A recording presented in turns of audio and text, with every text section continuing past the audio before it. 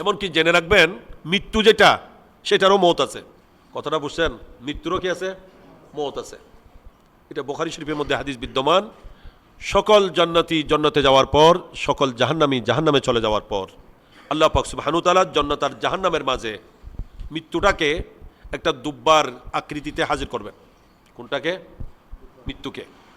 সকল জান্নাতীকে ডেকে জিজ্ঞাসা করা হবে, এটাকে চিনো? সবাই বলবে চিনি। কি এটা? বলবে এটা মৃত্যু। সকল জাহান্নামীকে ডেকে জিজ্ঞাসা করা হবে, দেখানো হবে যে এটা কি, দেখো। সবাই বলবে এটা মৃত্যু, মওত।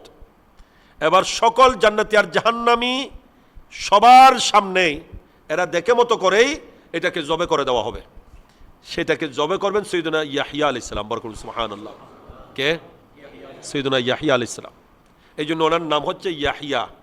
ইয়াহইয়া এটা হাইয়ুন থেকে, হাই মানি জিন্দা, হাই মানি ময়্যত মানি মরা। লে হাইয়ানা অমাইয়াতানা, একটু আগে আমরা দোয়া পড়ছি না, লে হাইয়ানা অমাইয়াতানা। আল্লাহ আমাদের যারা জিন্দা তাদেরকেও ক্ষমা করুন, যারা মরে গেছে তাদেরকেও ক্ষমা করুন।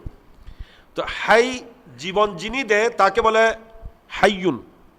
হাই থেকে ইয়াহইয়া, যিনি জীবন দেবেন। যেহেতু ওনার মাধ্যমে আল্লাহ মৃত্যুকে শেষ করে দেবেন, এরপরে কারো আর মৃত্যু হবে না। মৃত্যু এরপরে শেষ। এই মৃত্যুরও যখন মত হয়ে যাবে, এই মৃত্যুর যখন জবে হয়ে যাবে, তখন জাহান্নামীরা তাদের যন্ত্রণা বেড়ে যাবে। কেন?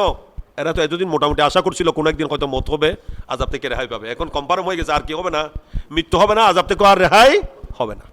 জান্নাতীদের খুশি বেড়ে যাবে, কারণ জান্নাতি আগে একটা মনের মধ্যে দুঃখ ছিল কি কোনোদিন এই জান্নাতের নিয়ামত আবার কোনো শেষ হয়ে যাবে না, আমাদের আবার কোনো মৃত্যু হবে না, একটা আশঙ্কা ছিল, কাজ করছিল, আশঙ্কাটা চলে যাবে।